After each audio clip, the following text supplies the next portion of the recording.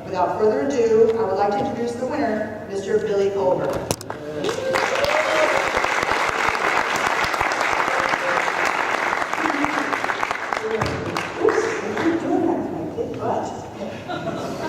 Everyone who has traveled even half as much as I have has a story about a special place that's been destroyed by tourism. And the more intrepid of us have rushed off to Cuba and Myanmar, hoping to see them before the rush of tourists loses all of the character that the place has. And yet it's our beautiful photos and breathless descriptions that kind of begin that process of ruin. This is what many beaches in Asia looked like in the 1980s when I first visited them. And this is what too many beaches in Asia look like today.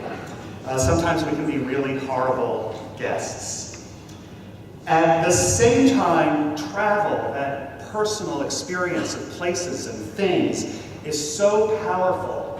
Travel opens our minds and our hearts to our common humanity. It shows us how we're all so very, very different and yet very much the same. It shows us the majesty of nature and teaches us that we're a part of nature and not apart from it, and that our actions in total can have an impact on the places we visit. And it is in those communal actions that things start to get messy. In the 1980s, there were 300,000 tourist arrivals globally. 30 years later, that number had more than tripled to 1 billion travelers in 2014, and the UNWTO estimates that number is going to almost double again to 1.8 billion travelers in just 13 years from now, in 2030. Travel as we know it, travel as we have built it, is unsustainable in these numbers, and yet tourism is the largest source of global employment. 1 in 11 jobs today comes from tourism. And our industry is so greedy for more jobs and more revenue that we are destroying so much of the cultural and environmental heritage that built our industry. Machu Picchu is eroding from the hundreds of thousands of people who walk across it every year, and every day that it rains, those tourists buy those plastic ponchos for $1 on their way in, and 2 hours later they leave them in a mountain of plastic on this sacred site. Siem Reap also eroding, but also at risk of sinking because the groundwater underneath it that supports it is being pumped out to support the tourism industry of the city that is next to it. Venice also sinking in rising seas, but also drowning in tourists. Sometimes 70,000 people a day descend on Venice, 20 million a year in a town of 60,000 residents. Imagine if your hometown, if every store, if your supermarket, your hardware store, your shoemaker closed because they couldn't afford the rent, and instead the only thing you could buy in your neighborhood was bottled water and ice cream and masks that were actually made in China, not in the place you were visiting. We as tourists sometimes make it hard for locals to live in their homes, and it's not just Venice, the whole world of cities are under pressure. Jeremiah's Vanishing New York shows the diminishing character of my hometown, when it's the character of these cities that drew people to places, drew people to these cities in the first place. We don't have to look very far to see the environmental damage and the cultural displacement that tourism does, but it's a little less obvious when the role that tourism plays in the increasing global socioeconomic divide.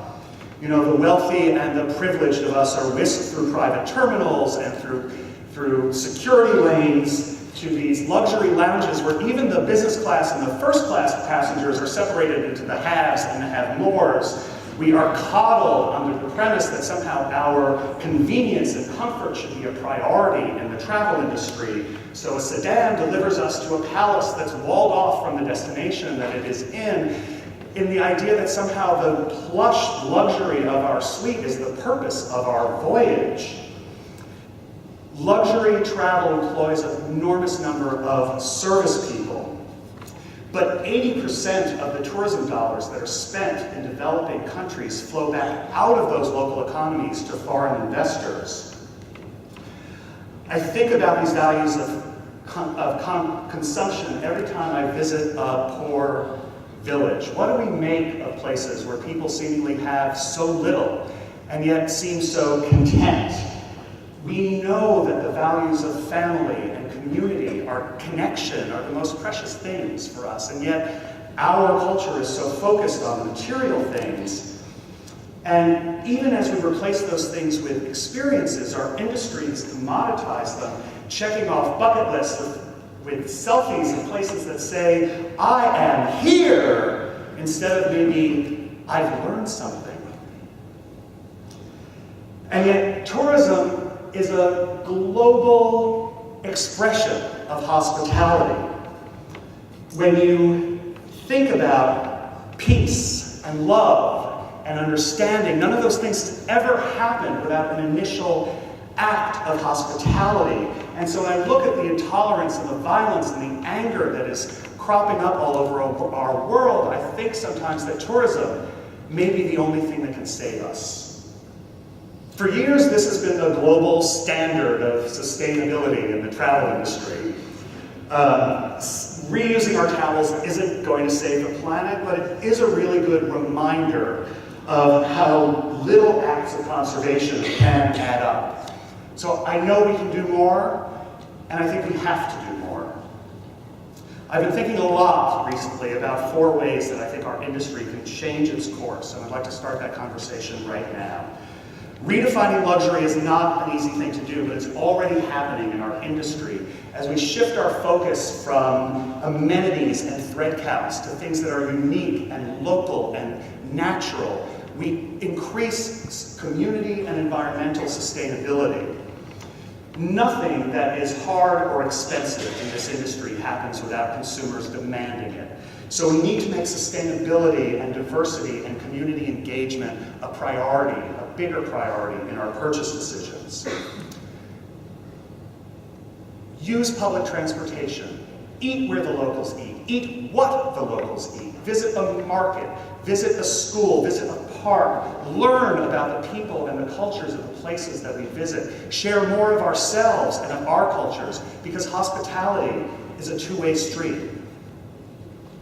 We have to feature these values and activities in all of our conversations, particularly the ones on social media. And I'd like to start by sharing some inspiration that has given me hope. This is a beehive at the Belmont Maroma Hotel in Mexico. The hotel sources a lot of things from the local community, from soap to slippers to this honey, and the hive sitting there in the middle of the spa teaches guests about the importance of the bees, the importance of the local environment, and the importance of the prosperity of the communities that raise them. It is amazing to me that all of our large hospitality companies score 100% on the Corporate Equality Index, and Arne Sorensen, the CEO of Marriott, is actually out there, open, on the record, often, talking about the values of diversity and the danger of homophobic and transphobic legislation. Good Hotels is actually run as a social enterprise. Their profits are not distributed to shareholders, but instead they're reinvested in the community. They support a hospitality school and a local elementary school.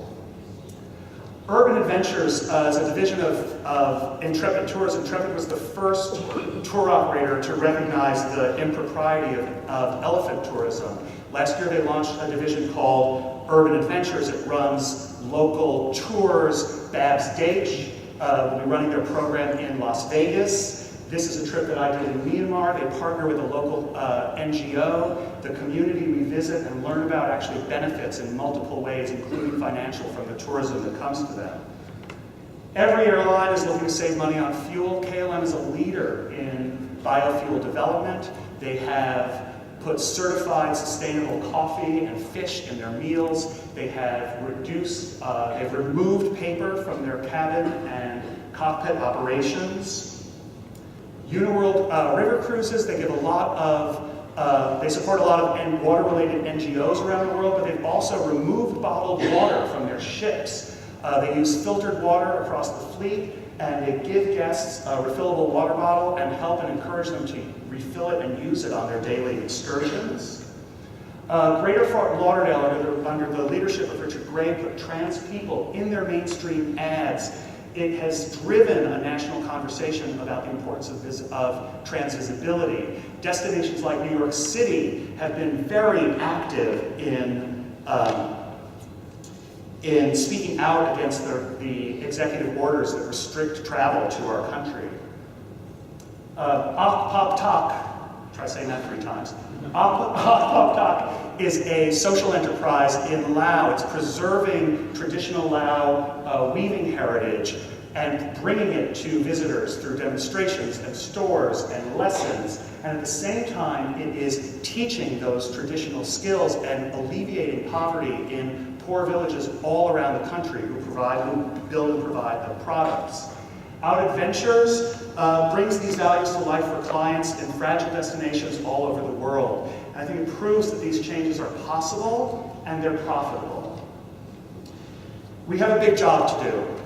I was going to end with a Confucian quote about the journey of 1,000 miles beginning with one step, but that felt very solitary, and this is really a group effort. So instead, I'm going to leave you with the words of Margaret Mead. She was a cultural anthropologist who really showed us that we need to look outside of ourselves if we want to understand the humanity that is inside of us. Never doubt that a small group of thoughtful, committed citizens can change the world. Indeed, it is the only thing that ever has. Thank you.